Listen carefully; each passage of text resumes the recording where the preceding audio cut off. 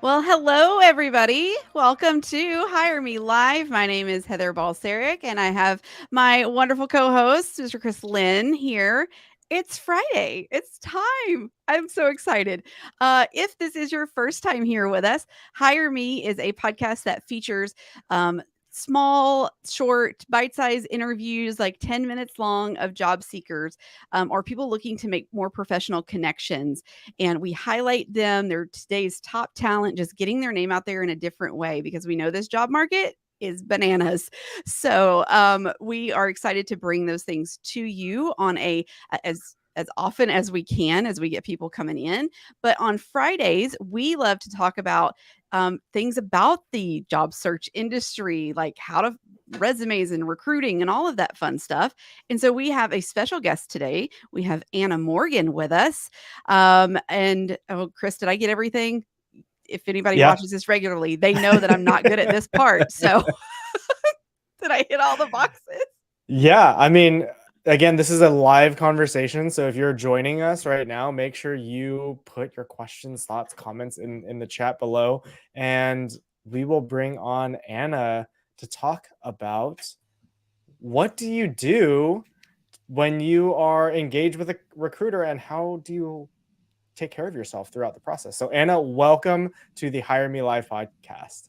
Thank you so much for having me, Heather and Chris. I'm excited to be here as a people over everything talent leader, a recruiter of 15 plus years, and a job search strategist.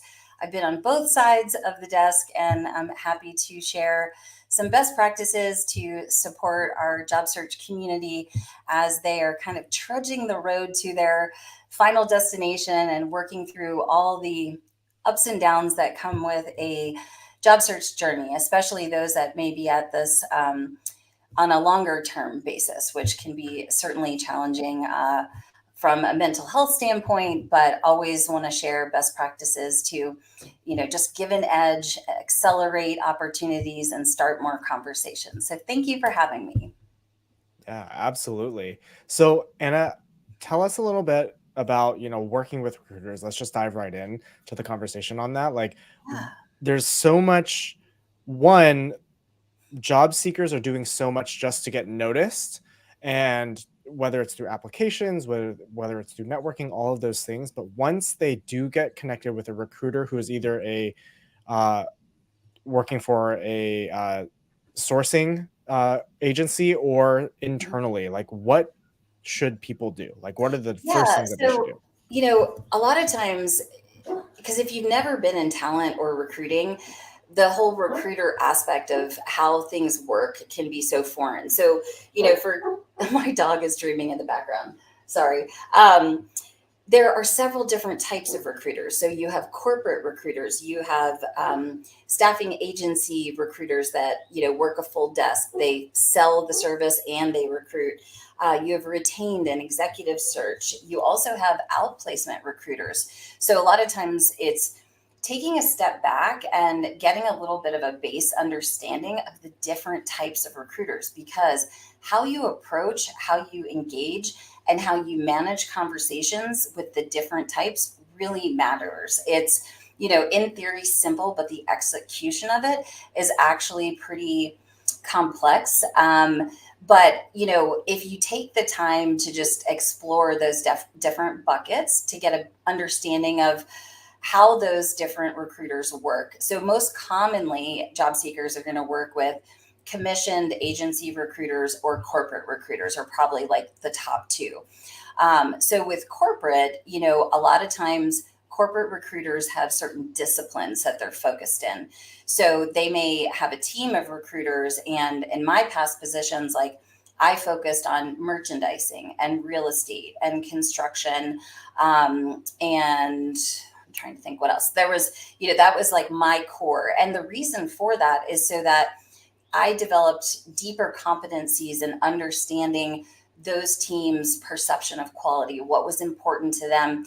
And that helped me create a better candidate experience for the job seeker, and ultimately, figure out the best candidate for the job. So you also want to look for, like, in the profile, if you can see if the recruiter updates their profile to speak to their disciplines, paying attention to that will really help you curate a personalized outreach message, or give you more insight into how to manage those conversations once you get the first phone interview or conversation started. With agency, there's a lot of moving parts in there. That could be, how long has the recruiter worked with that particular client? Have they made placements with that organization in the past? Are they the person that's working directly with the hiring manager? Sometimes in the agency world, and I lived in that world for 10 years, I was the account manager. I was the person having lunch with the controller or the CFO or the chief marketing officer. And then I had a team of recruiters that were actually helping me find candidates. So ask the question, are you the recruiter that's working directly with the hiring manager? And if not, you have earned the right, if they're going to present you to the client, to ask to speak to the account manager, because kind of like the game of telephone, the information may get a little adjusted from, the hiring manager to the account manager to the recruiter to the sourcer. So just that's one example of some of the questions that a job seeker could ask if they were working with an agency recruiter, to really just help minimize things falling through the cracks.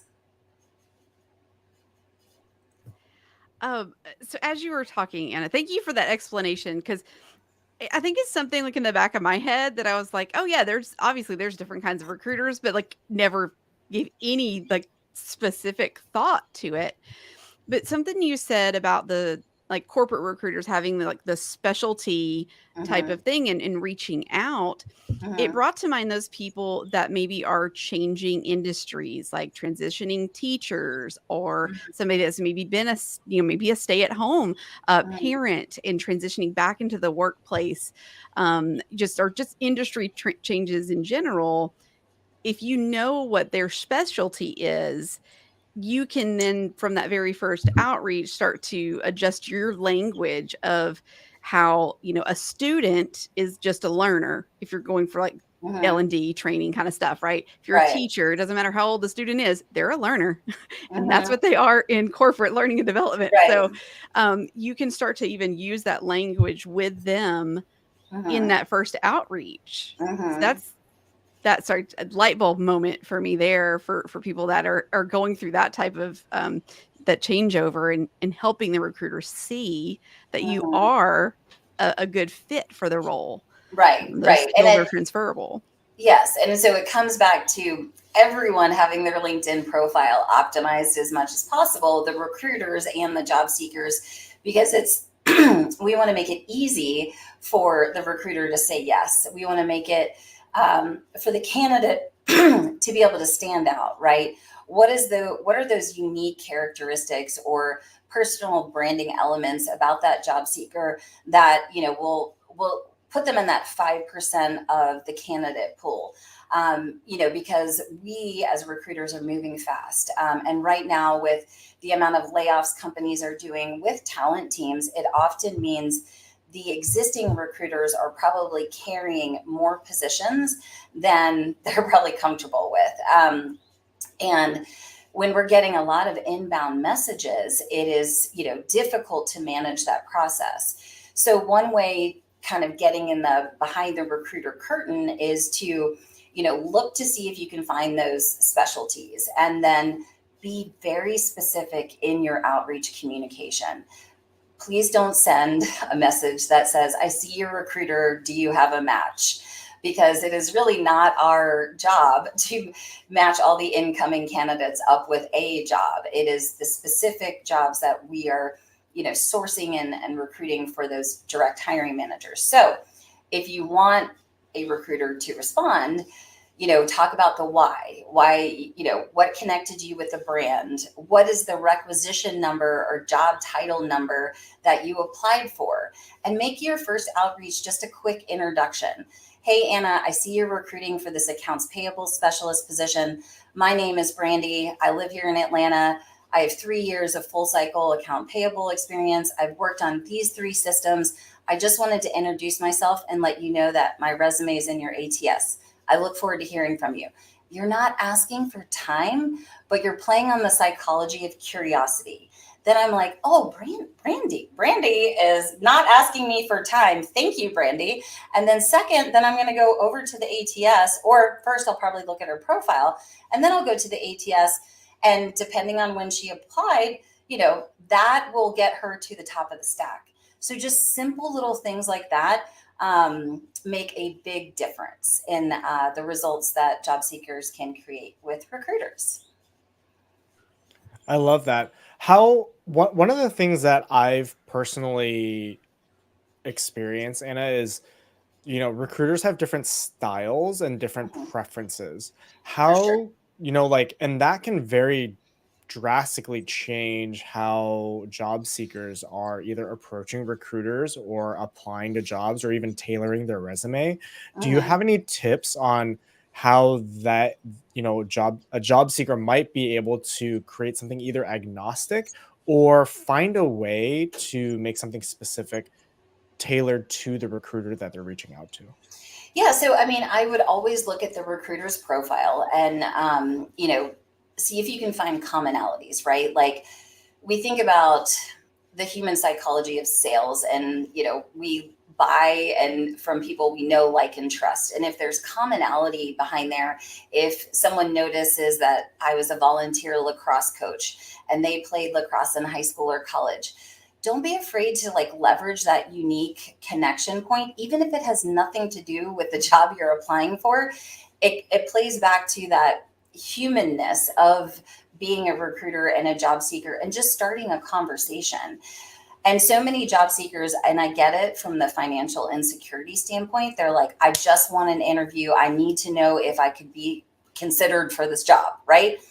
However, the way to actually start more conversations is to leverage those personal connection points. So if they don't have a lot on their profile, it's going to be difficult to try to be creative in that way. But I feel like keeping your message very simple and easy to read without overwhelming the reader and making too heavy of an ask will get you better results. And then, you know, maybe approaching it as a strategy is like, okay, I'm going to do an introduction this time. And then I'm just going to maybe show up on that person's piece of content if the recruiter shares publicly, or comment on the company post. That's a way to like, bring more eyeballs to your profile to show that you're engaging in the brand. And as a recruiter, when we're working on the backside of the LinkedIn recruiter app, it spotlights the job seekers who are active talent, who have expressed interest in working for the company, have engaged with the brand, and also have active connections at the company. So if you're not sure how to leverage the relationship with a recruiter, you want to make sure that you're doing those 4 things, and maybe even leveraging those 4 things in your communication with a recruiter. Hey, Chris, I see you're a recruiter. I'm not sure if you specialize in DevOps positions. I just wanted to introduce myself, like 3 main things about yourself. I am following your company and I have selected that I'm interested in working with your company. If you want to learn more about me, I have, welcome you to visit my profile and have a great day. So trying to come up with different ways to be just creative in your outreach messaging. And I understand that is hard for people that aren't salespeople, that aren't marketers. But testing things out is also the way to get better at it, without being a spammy job seeker. So I don't think there's never a perfect recipe, because all recruiters are not created equally. We all have different disciplines, and what catches my attention a lot of times could be humor, could be personalization. For someone who's, super business and buttoned up, they might want more of the classic, like, cover letter kind of feel. So that's why, like, again, I champion update your profile. So it gives the job seeker a chance to understand, like, what's your voice, what's your vibe, what's your specialty, right? Because, you don't want people wasting your time, and you don't want to waste other people's time. And in recruiting, like, every hour matters, that you want to be talking to the right people for the right positions. Hopefully that. That's so good. Sorry, I was my gonna brain. say, no, you're good. You're good. Jeremy asks a question on reaching out, and he says, "Well, what about this brief? Hi, I'm looking for X and Y location with this pay range. Hope to connect either way. Good, bad." Well, I mean, let me ask you all what you think about this outreach strategy. I think for myself, it's a bit too direct, right? Like it's a bit Mhm, too like, hey, what can you do for me? Going mhm, off of what you just shared and mhm, creating more of that human connection. mhm, I feel that this is a bit too, what's the saying, like a bit too on the nose, mhm. for my own personal taste. Okay, so, and the other thing is also, like, when we think about making an ask or giving someone information, I invite job seekers to always ask themselves, have I earned the right to ask for X? Okay, and then if you're sending a generalized message that says, and that's very much in the I energy of, I'm looking for this, I need this salary, and I need this location. um, it's there, you're not connecting with the person because it's very you focused, right? And when we have a opening, that is a problem that we're looking to solve for the organization. So think about your messaging in service of, what is the language that you can use to demonstrate that you're the man or woman to solve that opening, that job problem for the organization? What value can you add to the communication to demonstrate previous success in the work that you've done? So I would definitely also look at the careers page and reference specific conversations. If it's, you're contacting a company that doesn't have an opening that is one that's on your target list, you could just say, um, hey, Chris, such and such company has a reputation for hiring great people. I've identified you as an employer I would love to be a part of.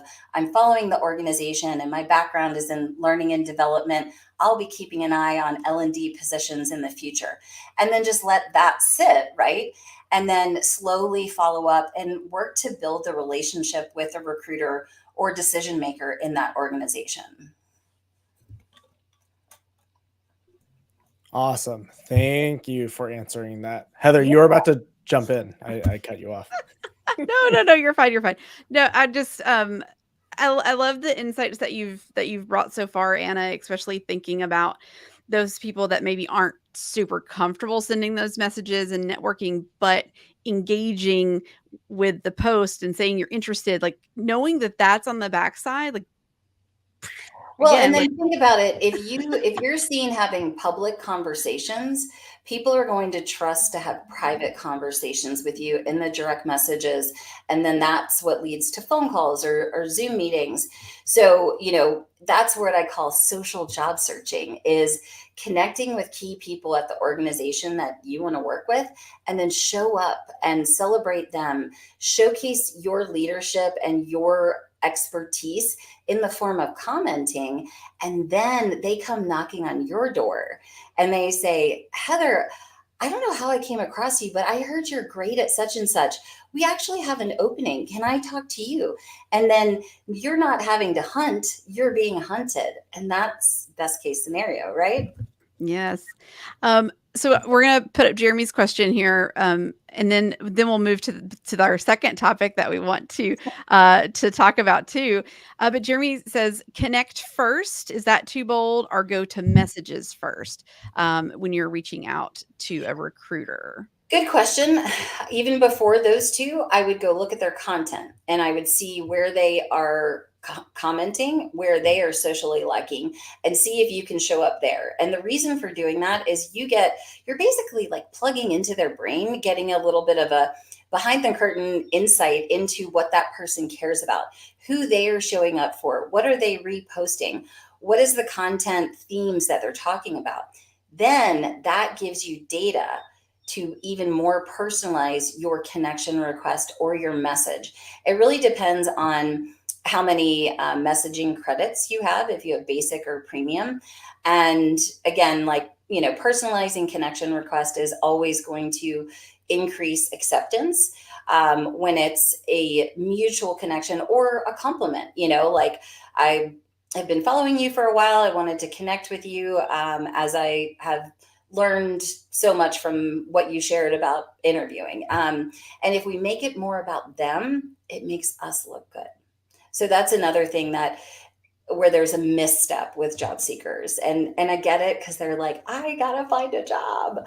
But if they focus on being a little more other focused, they'll actually get better results. Good. Such good advice, Anna. Thank Yeah. you. Thank you so much. So we have a second topic here, right? So we're going to talk about recruiting, but we also want to talk about self-care, and taking care of yourself in this in this type when you're going through this. All these words. It's Friday. They're gone. Sorry. Um, longtime watchers know this is a thing. Yeah. Um, so talk to us a little bit about self-care and how we can do that. Okay. I want to say, like, one of the things I've always been hyper passionate about is to helping solve the mental and emotional twist that comes with looking for a job. And there is no silver bullet solution to this. And it comes down to, how job seekers feel about themselves, and really having a level of awareness of what they really need. And so, I believe in really kind of understanding what your values and your beliefs are, and understanding kind of where you've been, what happened, and where you want to go moving forward. So that with self-care, because self-care could look like so many different things to different people. I have a client that I'm working with right now, and one of her tools was really connecting with some friends and doing more social outings, like kayaking and co-working, and just going out for a happy hour, which really like ignited her energy when she had been kind of home and a little bit isolated and felt like she was just looking at the computer all the time. So when we're facing waiting and uncertainty and doubt and rejection and overwhelm, if you can parse out your search, which looks like mapping out your ideal day, right? And that includes your life responsibilities, service responsibilities, doctor's appointments, kids, pets, all the things, and try to have a schedule if that works for you. Like, some people are just not schedule people, but I like to try to encourage that, because when we have a job, we do certain functions each day, and it's very grounding for people. So look at having a routine, and then focus on quality over quantity. So one thing that job seekers do, and it's like they feel like it's building this momentum. If I apply for this many jobs, if I edit my resume this many times, it will create that result. But actually, if you take a step back and say you focus on 3 companies in the 2 hours that you're looking for a job, and you take several different kind of full court press activities or strategies, that is likely going to yield better results than you doing 7 other applications. So, considering looking at all the different strategies that you can use to really start conversations. I believe conversations convert better than applications, better than sharing content. I mean, they all are part of the process, but a lot of times there's a lack of balance there. So it really comes down to kind of understanding yourself, having that self-awareness, and then building in like mindfulness practices that elevate your vibration, your energy, those types of things. I love all of that because I mean, that's something that we, even if we have jobs, we don't do very well, right? And Mhm. so, especially in times of uncertainty and times of insecurity and to be honest, like fear, it's so Mhm. important to like really reflect on what is going to benefit us the most, right? And And what's really going to enhance us. yeah, and it's hard to look in the mirror, right? And fear, I say, is false evidence appearing real. And so with some clients, like if there's, a significant amount of like um mind trash and negative self-talk, like there are strategies that I'll implement where they have to put some sticky notes on certain places in the house or on the mirror, or they have to give themselves a, high five when they walk through the mirror by a mirror. Just to have that conscious reminder of you are awesome. You are worth your next opportunity. And also, it's about trust, right? And there's a little bit of faith because what we focus on expands. And if we're always focusing on rejection, overwhelm, uncertainty, waiting, we're going to like manifest more of that. And so, the power of our minds and our kind of just energetic vibe is so important. I mean, I sometimes feel like mindset is 50% of the job search strategy. And everyone gets to, healthy mindsets along different paths, right? Yeah, absolutely. Well, Anna, we are coming up on time. Let's, please share with everyone who's watching either this live or who's watching afterwards where they can connect with you. Absolutely. So I spend the majority of my time here on LinkedIn. So please send me a message. Let me know that you tuned in today, and I'll definitely say hello. I'm also over on Instagram, Anna Morgan Career BFF, as well on Facebook, and I have a little presence on YouTube, but not much. This is the place that you'll find me the most. And I host an Ask a Recruiter audio event every third Thursday of the month. So we have one coming up next week on the 17th. I have Joel Loggy, Brian Fink, Jonathan Cash, Tabitha Kavanaugh, and several others that are joining me. And it is a time that we give 90 minutes of service to job seekers to ask questions to active, well-trained recruiters on, a variety of different questions that they have. So if you'd like an invitation to that, please send me a message and I'll make sure that you get the link to the audio event. So, Awesome. I yeah, know several of those people that you'll be with, so I yeah. cannot wait to tune in. Heather, any final thoughts before we let Anna go and we start signing out? Thanks. Yeah, yeah. Two things. First, Jamila, right? Great audio event. It's a must attend. So, She's shout out. awesome. Thank you so much. um, and then one of the just something that you said in it's kind of been a thread throughout that I really liked is just a quick takeaway was conversations convert. Convert. Conversations I really convert. like that. Absolutely. And I mean, like I used to be hesitant about saying it because I wanted to say like connection over qualifications, which is a bold statement. But as we move into this new world of work and we have people retiring and AI and all these things happening, like connection matters. And so lean into that.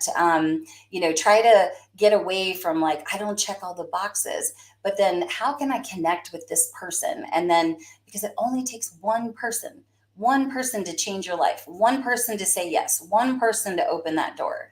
So, yes, if there's nothing else you remember today, conversations convert. And I'm super glad to be here today. Thank you for having me. Thank you for being here, Anna. Appreciate you. We got some people in the chat saying they're going to reach out. So, love that. Thank you for everybody being in the chat. Chris, do you want to close us out today? Yeah. Well, again, thank you everyone for hanging on and staying with us. This is the Hire Me podcast. You can find us everywhere where you get your podcast: Apple, Google, Spotify, all those fun places. Make sure you subscribe and follow us on YouTube and LinkedIn as well, where we are having a lot of these conversations. If you are listening or watching this afterwards, again, we do these live shows every Friday, 10 a.m. Pacific, 1 p.m. Eastern. And again, we are here to elevate today's top talents. So we, again, create free video resumes for job seekers, no cost, takes 15 minutes of your time. We create a 10-minute short form video for you to share with those in your network or hiring managers. If you want to do that, you can sign up here. You've got mine on the right, Heather's on the left. Again, Heather's on the East Coast, I'm on the West Coast. So if that works for you time wise, you can do that as well. Anna, again, thank you for joining us today, and make sure you connect with Anna. All of her information is in the show notes and description below. And we hope you all have a great, great week. Thank you. Thanks, everybody.